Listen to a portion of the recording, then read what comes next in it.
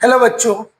तो आज की क्लास में मैं आप सभी को class 10th chapter trigonometry exercise 8.1 का क्वेश्चन नंबर 2 को बहुत ही इजी तरीके से एक्सप्लेन करूंगा। तो सबसे पहले इस क्वेश्चन को देखते हैं और इसमें क्या पूछा गया है। देखो, अपने को ये डायग्राम दिया गया है और बोला गया है कि tan p minus cot r की वैल्यू बताओ। tan p minus cot r की वैल्यू बताओ। एक बात आप हमेशा ध्यान रखना कि जब भी इस टाइप का क्वेश्चन आपसे पूछा जाएगा तो उसमें आपको देखो, ट्रायंगल के कोई भी दो साइड ही गिवन होगा, थर्ड साइड आपको पता करना होगा। यहां पे एक चीज देखना, ये राइट एंगल ट्रायंगल है। अब यहाँ पे पी आर गिवन है, पी क्यू गिवन है। सबसे पहले क्या काम करेंगे, क्यू आर को फाइंड करेंगे। ठीक है, अब देखो क्या अप्लाई करेंगे, बाई पाइथागोरस थ्योरम। अब देखो क्या हो जाएगा आपका, P Q A square plus Q R A square equal to P R square. ध्यान देना आप यहां पर, पाइथागोरस थ्योरम क्या बोलता है कि राइट एंगल ट्रायंगल में हाइपोटेनियस का स्क्वायर रिमेनिंग दो साइड के स्क्वायर के सम के इक्वल होता है। यहां पे पी क्यू अपने को गिवन है 12 सेंटीमीटर स्क्वायर, क्यू आर अपने को फाइंड करना है और पी आर क्या गिवन है 13 सेंटीमीटर। अब इसको कैलकुलेट करते हैं, 12 का स्क्वायर क्या होगा, अब बताओ, 144 plus Q R square equal to 169। इसके बाद ध्यान से देखना, ये 144 राइट हैंड साइड में जाएगा तो माइनस हो जाएगा, तो Q R square equal to 169 minus 144। Q R square equal to आपका आ गया 25, क्यू आर ये स्क्वायर राइट में जाएगा तो रूट हो जाएगा, और ये लेंथ है इसलिए 5 यहाँ पे अपन पॉजिटिव लिखेंगे।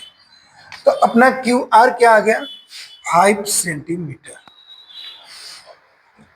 एक बात हमेशा इस बात को आपको ध्यान रखना है कि आपको राइट एंगल ट्रायंगल की कोई दो साइड ही गिवन होगा, थर्ड कोई भी साइड हो सकता है, परपेंडिकुलर हो सकता है, बेस हो सकता है, आपका हाइपोटेनियस हो सकता है। तो इसको आप पाइथागोरस थ्योरम का यूज करके फाइंड करोगे। अब उसके बाद अपन देखते हैं कि क्या पूछा जा रहा है। पहला tan p, देखो अब क्या करोगे आप, tan p की वैल्यू बताओगे, tan p। अब डायग्राम में जाओ आप, डायग्राम में अपना p क्या है, ये वाला एंगल है, और आपको बताया गया है कि जिस एंगल की बात करेगा उस एंगल के अपोजिट वाला जो साइड होगा वो परपेंडिकुलर होगा।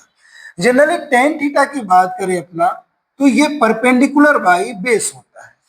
अब ये एंगल P है, P के सामने जो अपना साइड होगा वो क्या होगा, परपेंडिकुलर जो होगा क्या होगा इस डायग्राम में क्यू आर, और बेस जो आपका होगा वो क्या होगा पी क्यू।